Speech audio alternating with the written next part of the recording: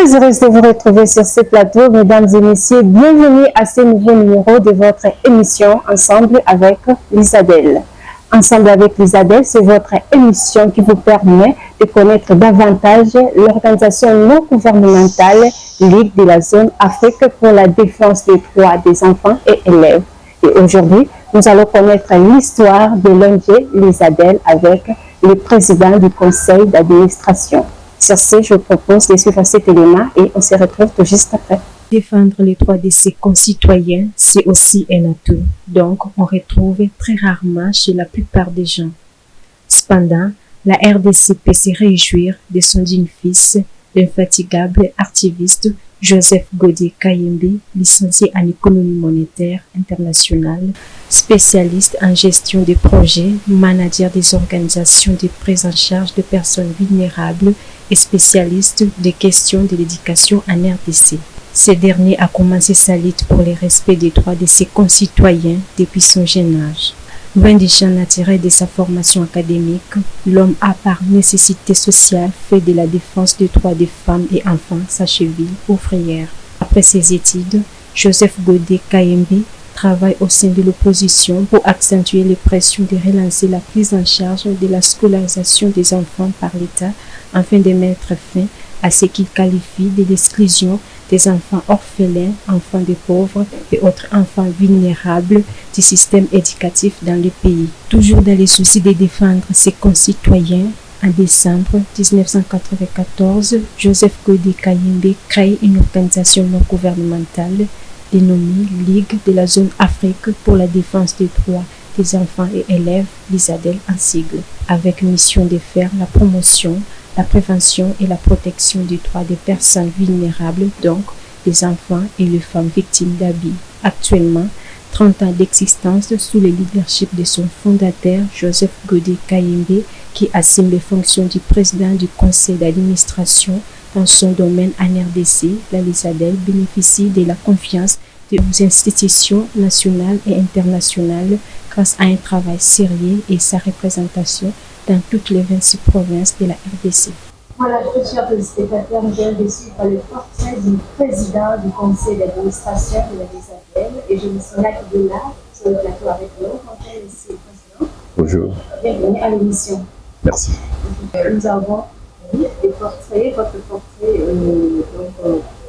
Vous avez commencé votre ambition de défendre les droits des femmes, des et des enfants au jeune âge. Qu'est-ce qui vous a poussé pour avoir cette ambition-là? Lorsque je me trouve à l'université, en premier graduat, nous sommes en 94, nous sommes en 84.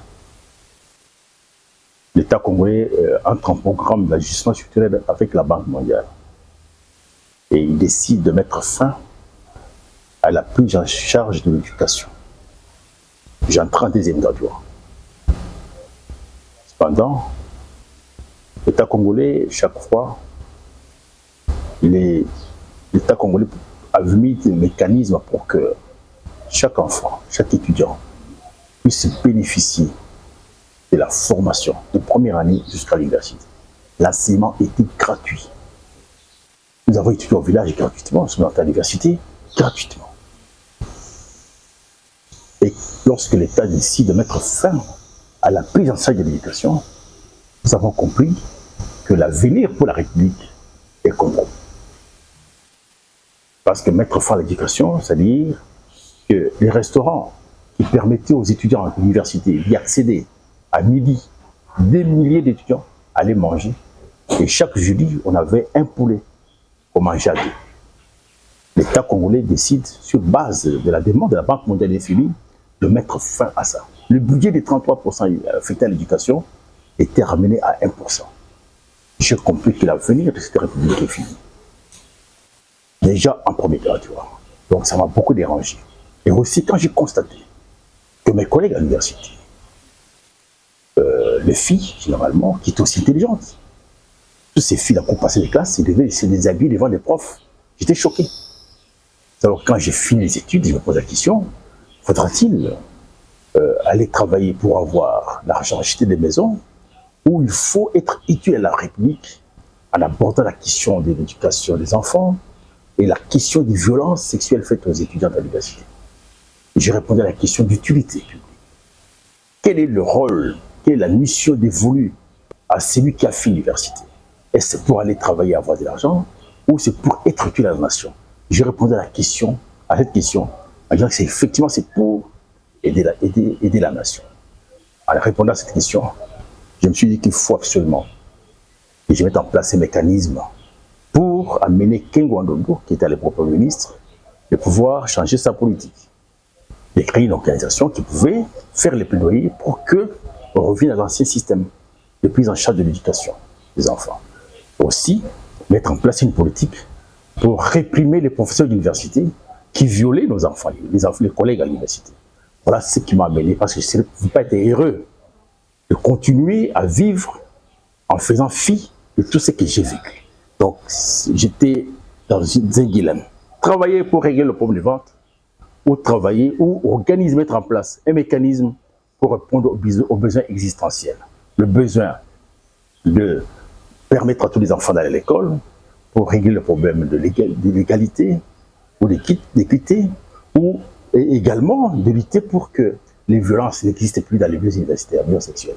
Voilà pourquoi j'étais buté à cette difficulté et j'étais obligé de pouvoir opter pour l'utilité publique. Voilà pourquoi je suis là.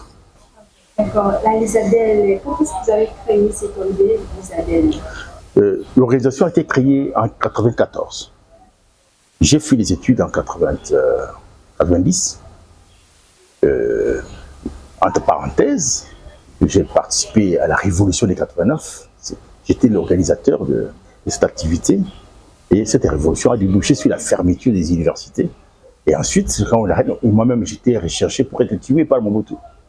Et lorsque j'ai repris, Mobutu a fait son discours le 24 avril, nous qui étions cachés, nous sommes ressortis pour aller terminer l'université. Et quand nous avons fini, nous sommes mis au service du public, travailler pour accélérer son départ. Et c'est ce que nous avons fait.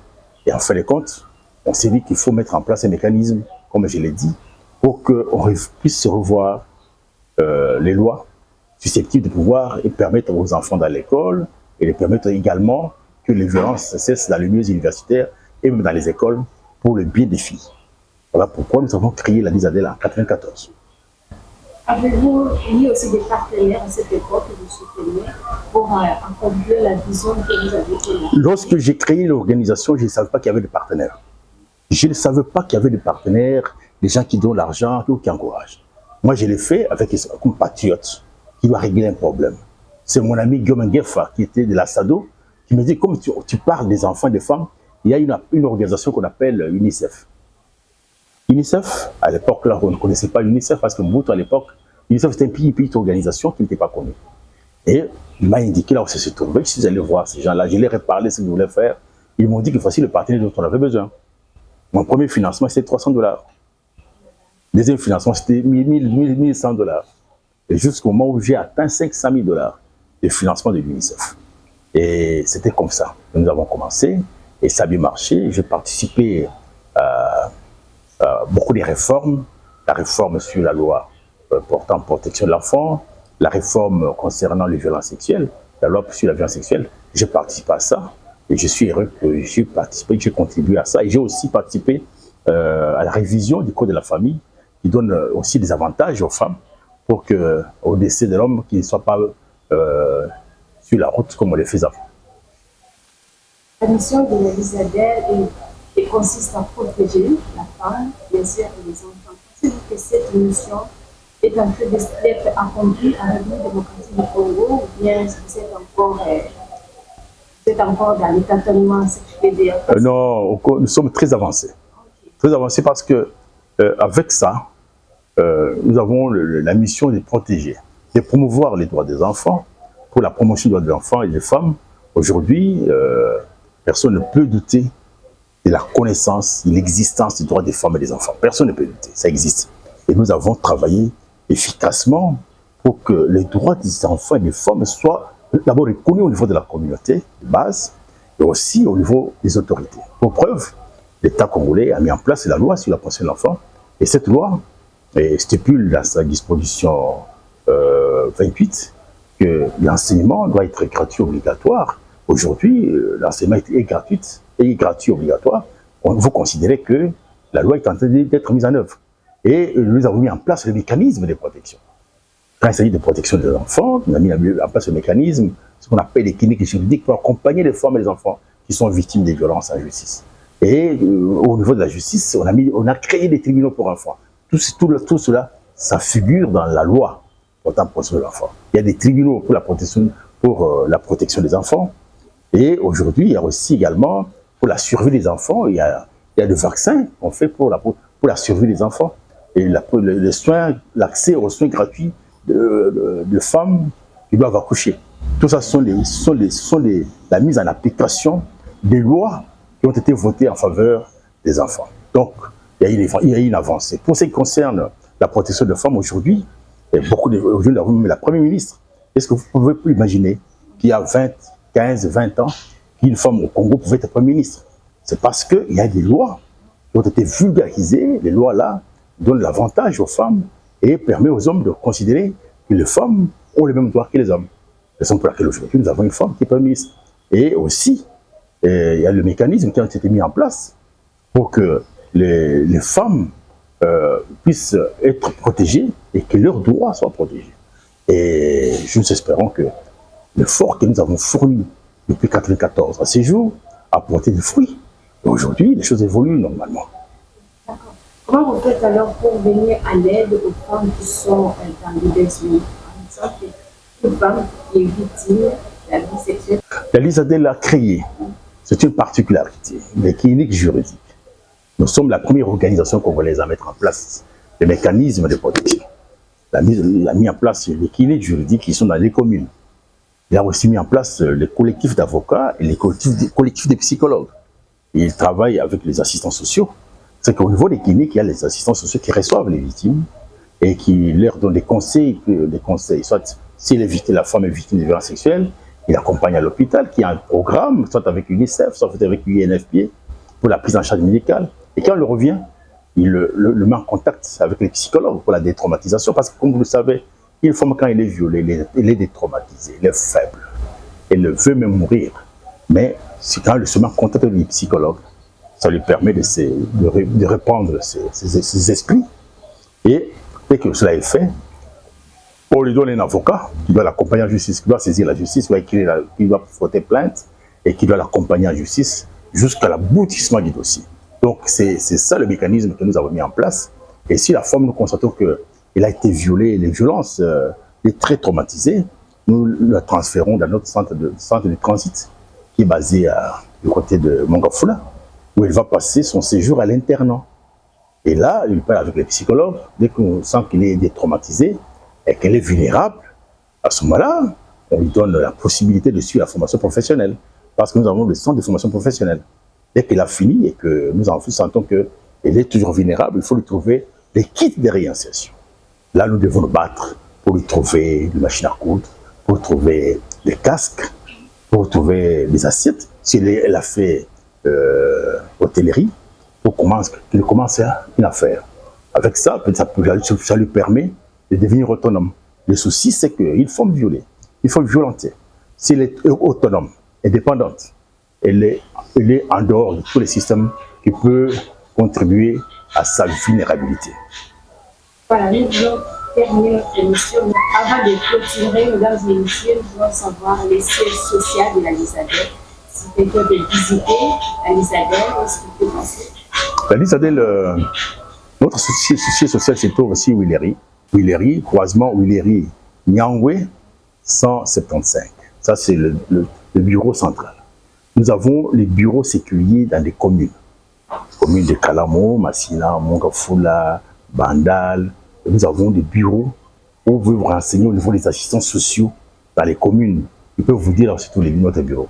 En dehors de ça, si vous avez des difficultés vraiment pour situer notre bureau, vous venez au ministère du genre, sur le boulevard, en face des silos, cimenterie de Lokala, avant Senses, si vous venez de la ville, après Senses, si vous venez de la Gombe, et vous entrez dans la parcelle où nous avons la télévision l'ISADEL, dans l'enceinte du ministère du genre.